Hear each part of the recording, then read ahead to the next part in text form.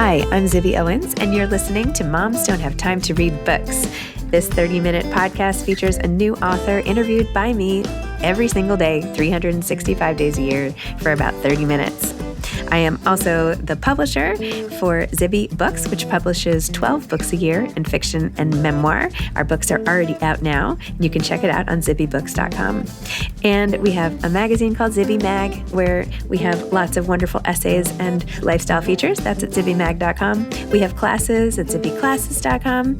And I recently opened a bookstore in LA called Zibby's Bookshop at 1113 Montana Avenue at 11th Street in Santa Monica. I hope that you are able to enjoy some of our other offerings. But this here podcast is the basis of all of it and started in 2018. And no matter what I do, this is basically my favorite thing. Enjoy.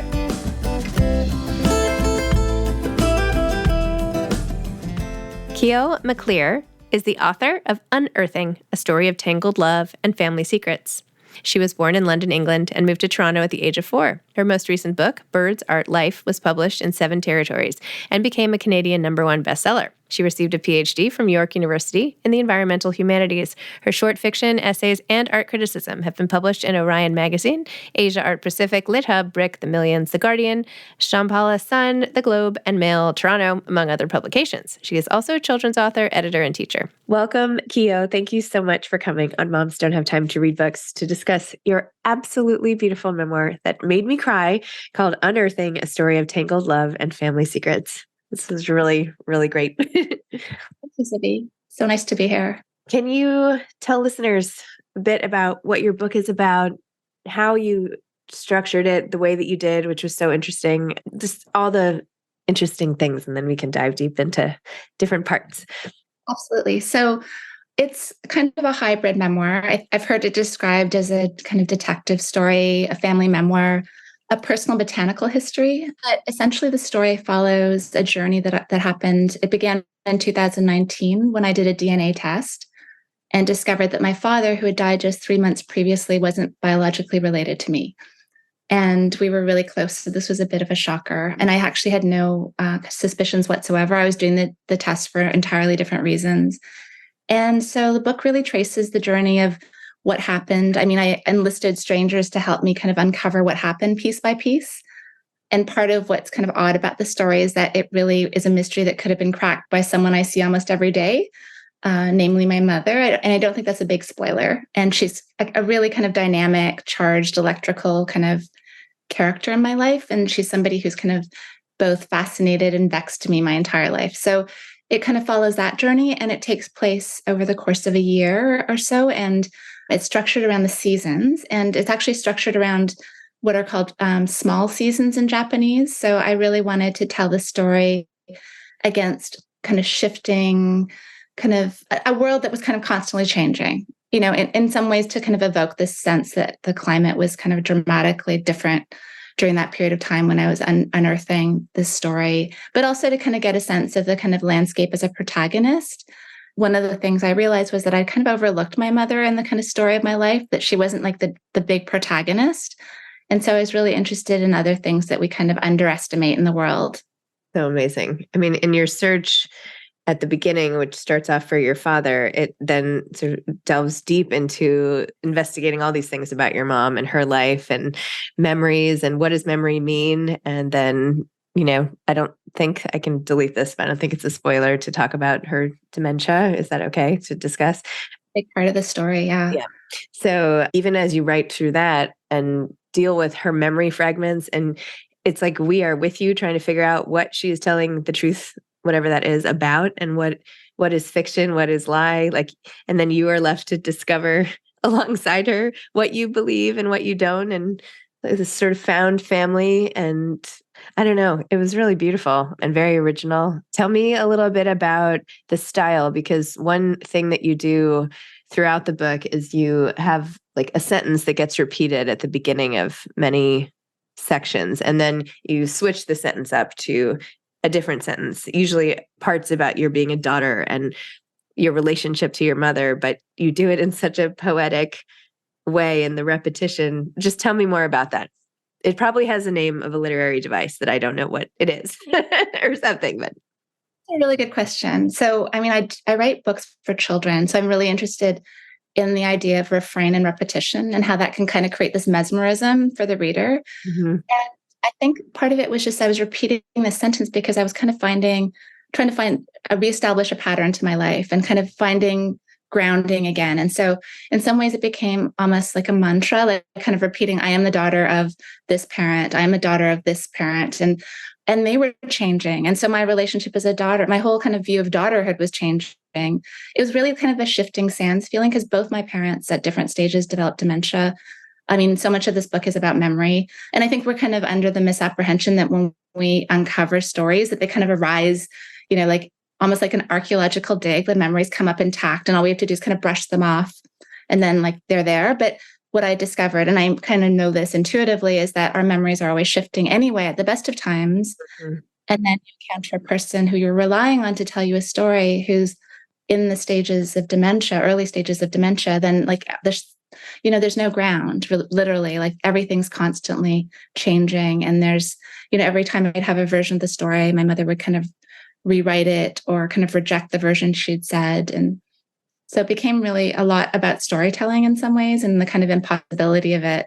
It's crazy. My dad, my brother, and I recently, there was an almost accident we were in, and all three of us like have totally different memories of it, including like who was driving the car.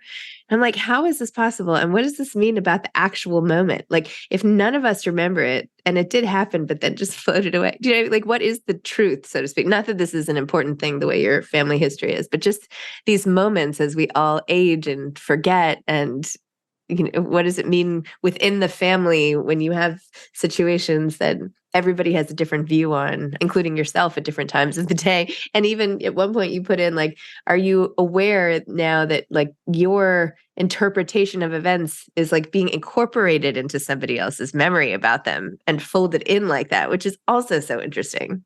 No, I mean, that story you told about the car accident, I mean, I'm sorry that happened, but I think about that all the time. Like as storytellers, I think we get tied to this idea of accuracy and that kind of worrying about accuracy is the kind of only point of accountability for a story kind of shortchanges our storytelling sometimes. I realize that there's another kind of fidelity, which is kind of maybe an emotional truth. Hmm. And so I try to make that compass for the story. And so actually I think there's a shift in the book. Like in the beginning, I'm very much the reporter's daughter. My dad was a war reporter. Yes. And so I kind of go in, I'm feeling really unsettled. And I think if I ask everyone questions, if I go at this from every angle, then maybe I can make sense of this thing that feels kind of senseless in some Hmm. ways. So I really do that. Like I go in with this like complete like fervor for the truth. And I'm like really interrogative when it comes to my mother to the point where she's just shutting down. And then there's a point where she gets the diagnosis of dementia and suddenly all her shifting memories are kind of cast in this new light. And I think at that point, the story kind of loosens. And I realize that this kind of desire on my part for this accurate retelling isn't going to happen. Yeah. So maybe I can approach a different way. And it really changed at that point for me. Like it felt like a kind of loosening also in my relationship with my mom in some ways. Oh my gosh. When I got to the end and you included, those were her drawings, right? Were they hers or yours? They're mine actually, but at some point I really want to do something with her drawings. They're amazing. I have boxes of them. Because I thought what you were saying, I mean, it's equally beautiful that they're yours. I thought that when you compared it to the viral video of the dancer in the wheelchair with dementia, that, we still have access to all these things that we can't explain why or how, and it just comes out. And then after you kind of ended it and I had like tears in my eyes, and then I was going through all the pictures. I was like, oh my gosh, maybe these are the moms, and maybe you saved your moms and put them in there. But anyway, either way, it's beautiful. Something like months for sure. Those were lino cuts. So, I mean, I don't know, like I had all this excess energy and this kind of, I was anticipating finding out more. I had a search angel helping me try to figure out my filial lines. And every day, like I had this kind of adrenaline and I didn't know where to put it. So I started doing this garden, which I talk about in the book, but I also started carving. Like literally, I didn't realize it at the time, but it was like this kind of unearthing of images through lino cut and just like carving and carving. And it was really kind of just still myself in some way. And so that's what's in the book, these kind of carvings that I did. Interesting. You also talk about your sons throughout the book, and you take us in motherhood, but only sort of I want to say gently, sort of like on the periphery, right? It's not about your relationship or even your feelings of being a mom, but it's as you unearth all these things about your family, you'll bring them in as sort of supporting characters. Like, and then I told my sons, and then I ran off to my sons again, and then, this son, and you give us little pieces of what they're like little bits of their sleep patterns, or like this one's like this. And I'm curious how you thought about sort of the role of your sons in this book. Yeah, that's it. Well, I mean, they're very much, they play that role in my life. I mean, they're definitely like a counterpoint. They're really funny and they're really musical. And I mean, I guess tonally for the story, they kind of added a certain dynamic, which I really liked, like the kind of note of levity. And also, I mean, part of the story is not just about like what we inherit, it's about what we carry forward. So I felt like my sons were really important in the book because in some ways I'm telling the story for them. I mean, whether or not they read it is another matter, but just I feel like in some ways when we're telling family stories, we're kind of unspooling things into the future. And what I really wanted to do with this story was kind of untangle all these kind of lies and secrecy and secrets and like all the shame that had kind of been in the family and kind of and like kind of opacity or like just kind of cloudiness and all these kind of clogged communication channels in the family and kind of unspool that in a way where my kids wouldn't have to deal with that anymore. Like I felt like it was carried through generations in my family, and I wanted to kind of make them present in the book. But I was kind of careful because I do feel like I don't want to put them in a book that kind of jeopardizes their privacy in any way. So they're kind of little touches here and there. Yeah, I love that. You also have this, even more than you expected, perhaps, the role of Judaism and where that fits in with love and Judaism and culture. And tell me a little bit about that and how you kind of integrated all of that even now. Yeah, good question. I think that's ever evolving, but like, I mean, we have a kind of secular Jewish home because my partner's Jewish and my kids were both, they had a B'nai mitzvah and like everything. So we've had all the high holidays and stuff. So as you discover more and more things about your family life and everything, and your own husband being Jewish and having sort of the search for meaning and spirituality as your mother is, aging and all of that, you have this piece of religion that's sort of floating in the in the ground, or one of the roots essentially of the plants of life. And I was just wondering how you think about that now that the book is sort of out there, now that we all know like what happens towards the end. Just has it changed? Has your relationship with that faith in life changed at all, or did it just stay the same? In some ways, it stayed the same. I think that one of the things I've always loved about certain aspects of Judaism is the idea of welcoming the stranger. Mm-hmm. So one thing that happened was because I was so uncertain when I got my DNA results was that I uploaded them to another site and then I did a second DNA test. So as a result, every day I get little pings in my inbox saying that I have a new DNA relative or a new DNA match. And I used to look at them every day and now I've stopped looking at them. I respond to messages when I get them, but so I might have another half sibling. I might have a first cousin. And so I've kind of thought of it as a thought experiment, like in the Jewish sense of welcoming the stranger. Like what if everybody out there was a half sibling or a cousin? Like how would we treat the world differently? And I know this sounds kind of sappy and stuff, but I think about, for example, in Passover, welcoming Elijah, or, on Ushpizin. I don't know if I'm pronouncing that properly, but the idea that you have this kind of welcoming and inclusive sense of belonging. And so I think that's what I really love about, the faith and the tradition, the way I've seen it practiced. And I really wanted this book to be about a kind of open and a wider sense of kinship. Yep. So in a way, I really resonated with aspects of Judaism and this idea that it's kind of like you pitch a large tent and you invite strangers in and you have a house with like one wall that's open so people can come and visit. I love that idea of kinship. Like I didn't want this to be a story about a DNA surprise that then became another story about how I found my true family and this is my biological family. I really didn't want to repeat that narrative. Well, it was funny because when I had read about, I don't know, a third of it, I was like, oh, wait, this is not what's going to be in the rest of this book. Like, where are we going? Like, what's going to happen? And it was so interesting. I mean, you even reflect on sort of what the meaning of family is. I had dog-eared a bunch of pages about even like the role of family. And then I wanted to ask you about, maybe you don't want to talk about this because this comes later. I'm trying not to give things away because I feel like I'm talking about this as if it's a novel. Usually with memoir, I'm just like, here's what we're going to talk, like, let's just delve in. But because it was so, at times surprised, I don't know. I just don't want to go there necessarily, but you do talk about your relationship with an unnamed, but clearly we know who it is, very famous person who ends up having a very intimate relationship with your mother. And it was mind-blowing, actually, that whole thing even happened. Can you talk about that, or should we just leave it for the reader to discover? Maybe we'll leave it for the reader to discover. But I have to say, I mean, that person Yeah. was important to me, like just as a writer, as an artist. Like I find her incredibly inspiring. And one thing I really want to bring into the book as well was the idea of artistic ancestry. Yep. That I owe a debt as a writer to all these people who came before me, and in some ways, those are my kin. Like my bookshelves is my book kin, and I find like a lot of readers feel that way too. That they're like, their books are their like siblings or family members. So Book kin. I like that. That's so nice. Yeah, that's beautiful.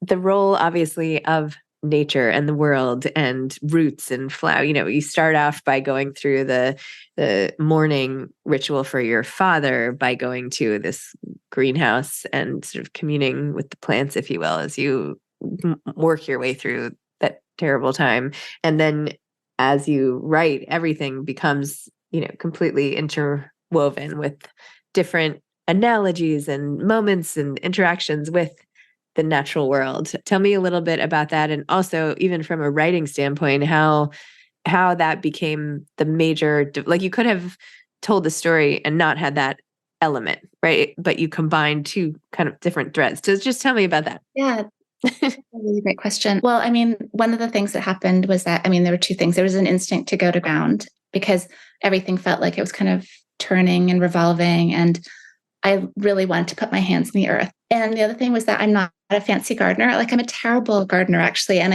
I'm a notorious plant killer. And so it was kind of counterintuitive in certain ways. But I also knew that I needed to meet my mother on her own terms in a weird way. And my mother was an avid gardener. And she's still like, there's a lot of things that have gone with the dementia, but she remembers how to take care of plants, and she remembers like what plant names are. And so I really wanted to kind of connect with her on a certain level, because there's a kind of impasse where I was being the interrogator and she was kind of withholding, or I thought she was withholding information that I wanted. And it just became a different way of approaching each other. And the garden became a meeting place. And so it was more of a kind of figurative third space for us to kind of meet, where it wasn't embattled. We weren't in combat, emotional combat. Like we, I don't know if you know Vivian Gornick's book, Fierce Attachments, but we were very much that mother and daughter. And so we were kind of caught in this narrative. And so I felt like the garden was a kind of way of reconnecting with her, and also thinking about cultural transmission, because I lost my first language, Japanese, and I tried to relearn it, didn't work. And so the garden became another language for us. So really it was kind of that desire to connect with her. Oh, that's so beautiful. You wrote also about sort of being in this limbo of being part Japanese, part not Japanese, how you don't feel sort of accepted necessarily by either community, not quite being enough for either space, and how that limbo makes you feel. Can you talk a little bit about that as well? Yeah, I actually kind of like that limbo. I think it's like been for me a fertile space, because I don't know, I think there's a writer disposition where you're kind of on the outside looking in. And so you're kind of refusing the call to belong on other people's terms. And it's also made me question like things like the genealogical imagination, like the idea that this is who we are, this is what's ours, this is us and this them, because I've always been kind of on the border. I've never really trusted that idea. And so I don't know, I feel like I'm just at home with people who feel kind of, in a middle space between things. And I feel like I've had the advantage of being part of a place or a space where there was a constant conversation. I also saw fault lines. Like I talk about this in the book, that my mother was treated very differently and kind of experienced certain wounds around racism that obviously my father didn't experience. And so I saw that the world was really kind of bifurcated at times. So that kind of brought that knowledge home, like literally home. It was great when you described how you saw your mother so differently in Japan, like when she went back and her just command of the place. I remember once, I don't know why I keep talking about my own family, but I feel like this book is one of those books that makes you sort of reflect on your own relationships and history and whatever. But I remember visiting my brother at college, and he went to Penn, and I had been to Philadelphia just like a handful of times. But when I went to visit him, like I was astounded that he knew so well how to drive me everywhere. And I'm like, how? Like, we were on the same thing. And like, look at you go. You're like, you know exactly what you're doing with like complete authority in this area. And I felt like you sitting, like walking beside your mom as she just like goes throughout and just, it's like, well, where did this person come from? You know, where did this side spring from? Yeah, like, I mean, that kind of touches on something that I realized, which is that I knew an artist in Melbourne who was amazing, and he would draw the same thing over and over again. And he said the reason he did it was to get past his idea of the thing. So he might draw a tree because he had an idea of what a tree was and what it looked like. And that the longer he drew it, the more it kind of fell apart. It started to dissolve, and his understanding of it changed and shifted. And he said that intimacy was the ability to kind of not know something or not be certain about what something was. And I think it's really hard to see the people in our family that we kind of think we know. And we assume that we have every angle on them. And then something changes, like you know, your brother, you know, see him kind of in his element, my mother in Japan, like, and suddenly you have a whole other angle on them and you realize that you know only a fraction of who they are, or you see like a very limited kind of glimpse of that person. And it's like, it's kind of amazing. I mean, it can be kind of, I think for children, when they see their parents in that way, it can be a little bit unsettling, but I kind of love that idea. And I think it's why I realized that biography is kind of a doubtful enterprise because you can never nail people down. Like you can never get a fix on them. They're always changing and the context will determine who they are as well. So very true. I just read this other memoir called The Rye Bread Marriage, which is totally different. But at the end, there's a line that stuck with me about how, you know, the only thing that's consistent, you know, after their 39 years of marriage is as they look on to their like grown children is just how much everything is going to constantly be changing. And I feel like that has such echo effects with how you view your family, and everything is like that. It's only a glimpse. Like like we're pausing the frame essentially is all we can, that's all we can really do is pause and describe the frame. And then we unpause and who knows. exactly. Yeah. I have writing students. So I say it's like a moment of capture. It's like taking like a freeze frame.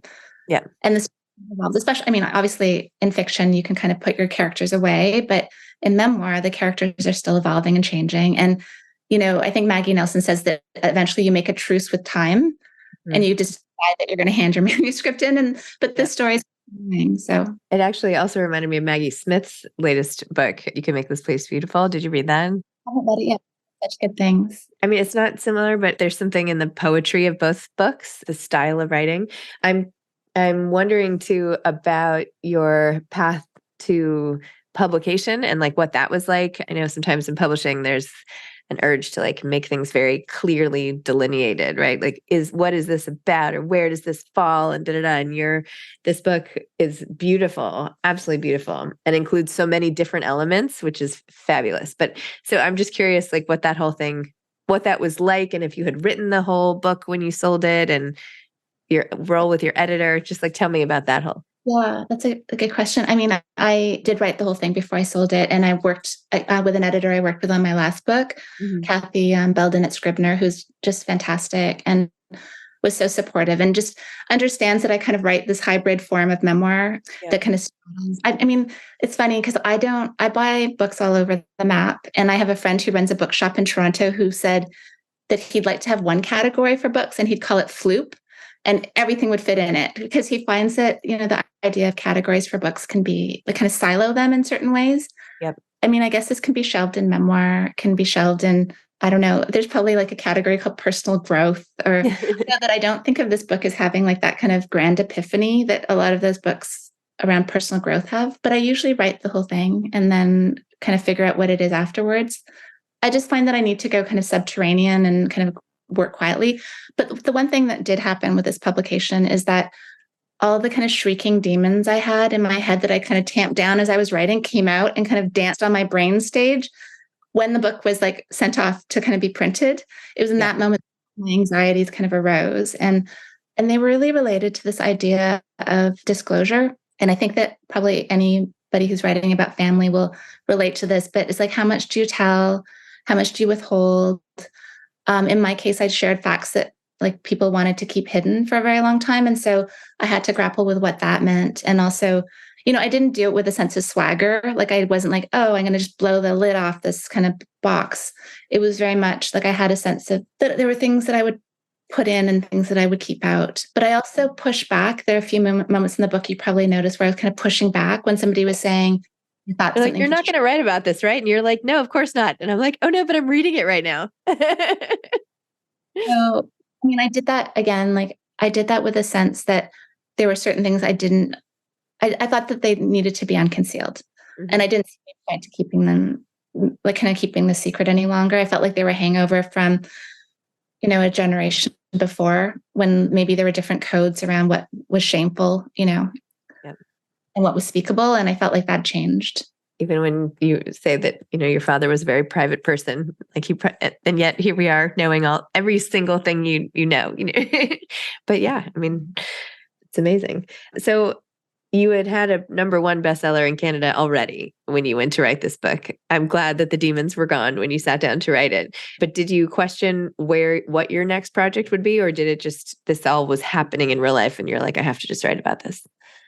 Yeah, this was really happening in real life. It was like the white elephant in the room. I couldn't not write about it. I mean, and, writing is how I experience my experience in a weird way. Like it's kind of how I do things. And so I really felt like I was kind of metabolizing things and things were churning and I was writing. I didn't know that it would all go into this book, but I was writing the whole time. And it actually really helped because I kind of figured out, there is something to be said for writing, but I also realized at a certain point, there's a kind of decorum to craft. So I'm also a little suspicious of that. So when I felt it was becoming too tidy and I was trying to tidy it up for the reader, I would feel kind of unsettled, because I realized that I don't want to sell a lie. There's the beautiful opening for Kiese Lehman's book. Like, there's certain kind of conventions around memoir that kind of get imposed on a writer. And so I really wanted to I didn't want my story to kind of get jammed into any convention where I felt like I was kind of sealing it up and making it seem kind of more complete than it actually was. So that was kind of, that's maybe I'm not expressing it that well, but that was kind of the struggle in the writing. Amazing. Do you have any advice for aspiring authors? Well, I guess the thing that's helped me so much is to be a reader, to be a reader, also to look to kind of adjacent art practices. I really think I've learned as much about writing from reading books as I have from like dance and film. I just gave a talk on comics last week. Like I've learned so much from like Peanuts and Charles Schultz and like about how to create a narrative edge. And like, there's just so much you can learn from other practices. Twyla Tharp's book on dance is great in terms of persistence and habit. There's a book with Walter Murch and Michael Ondaatje on film that's like a great book on editing. So don't just kind of don't just stay in your own lane. Kind of look at what other people are doing. I love that. So great. Well, I'm so excited for your book to come out. So great. I can't wait to hear everybody reading it and talking about it. I feel like I want to go talk to a lot of people about it now, but you know what I mean? Because there's so much to discuss. But anyway, congratulations. And thank you for sharing so much about your story and yourself with the world. Thank you, Zibby. What a pleasure. Okay. All right. Well, have a great day. Bye-bye. Thanks for listening to this episode of Moms Don't Have Time to Read Books. Don't forget to follow me on Instagram at Zibby Owens and at Moms Don't Have Time to Read Books. Also sign up for my newsletter at zibbyowens.com and sign up for my virtual book club and meet lots of authors on Zoom every other week. Thanks so much to Steve and Ryan at Texture Sound for the sound editing. And thank you to Morning Moon Productions for providing this fantastic intro and outro music.